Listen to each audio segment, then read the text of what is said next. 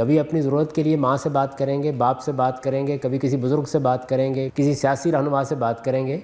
सबसे बड़ा कौन है? इस कायनात का खालिक है। तो उसके हुजूर में जाके दरख्वास्त पेश करते हैं, ये दुआ है। अल्लाह ताला ने बहुत से मामलात को दुआ से मुअल्लक़ किया होता है, यानी ये तय किया होता है कि मैं अपने बंदे को अगर मांगेगा तो दूंगा, तो इसलिए खूब मांगिए। सैयदा आयशा रज़ी अल्लाह अन्हा ने बड़ी खूबसूरत बात कही है कि बाज़ार से अपने बूट का तस्मा लेने के लिए जा रहे हो तो उसके लिए भी दुआ करके जाओ, इसलिए कि अल्लाह ताला से मांगिए, वो बहुत देने वाला है, बड़ा करम फरमाने वाला है। और अगर किसी वक्त दुआ कबूल नहीं होती तो ये समझ लीजिए कि खुदा की कोई बड़ी हिकमत है। दुआएं अगर वो सबकी एक वक्त में कबूल कर ले तो दुनिया का नज़म नहीं चल सकती। एक ही वक्त में किसान कह रहा होता है कि परवरदिगार बारिश इसको रोक ले, मेरी फसल तबाह हो जाएगी, और कुछ लोग एक बाग के किनारे खड़े होकर कह रहे होते हैं क्या खूबसूरत मंजर है, परवरदिगार बारिश ही बरसाता रहे। तो अब ये देखिए कि अल्लाह ताला को तो मजमूई हिकमत पर फैसले करने होते हैं। तो हमारी दुआएं बाज़ औक़ात कबूल नहीं होती, लेकिन उनका अजर हमारे लिए आगे रख लिया जाता है।